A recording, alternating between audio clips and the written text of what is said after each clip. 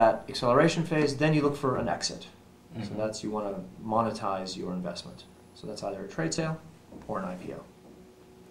And then what you do is you return that capital to the investors, their principal, plus interest, plus a share of the profits. Mm-hmm. And the share of the profits that the investors take is usually 80%, and the venture capitalist keeps 20%. Okay, for 5 years, that's not bad. Well, it's up to 10 years. But the investment period is for the first, say, 3 to 5 years. And then you have the growth phase, the nurturing phase, and then the exit in that last 5 years.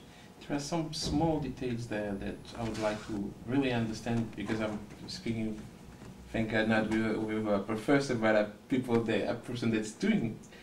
Yeah, professors, they read on books and they just translate it.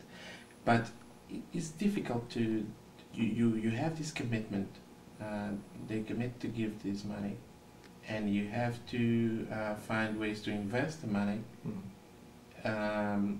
How do you approach an investment opportunity? How do you know the right size of the investment that is needed in a particular opportunity? So there's various constraints to the investment, and it would be impossible to, in a short period of time, give you all of those, because there's a legal document for every limited partnership.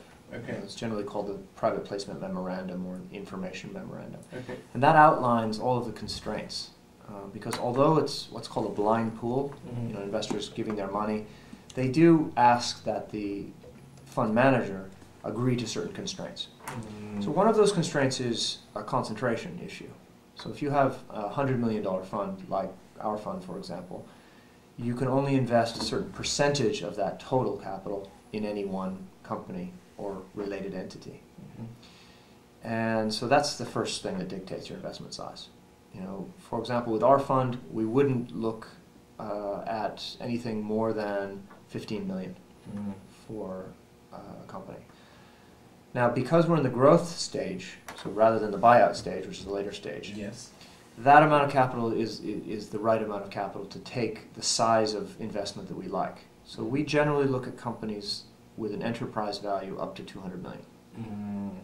So you've probably done your accountancy study, so you understand the concept of enterprise value. It's a private market definition of essentially market cap. So in that case, if we're taking 15, that's up to 200 million. So let's say the average size for us is more like 100. So if we're taking a $15 million investment in a $100 million enterprise value company, we're roughly taking a 15% stake. So I would say that we take stakes up to 30% because we don't want to be controlling investors. And so those are the constraints. Is you look at enterprise value, you look at your investment size, and you look at the stage of the company, and you look at how much influence you want to have in the company.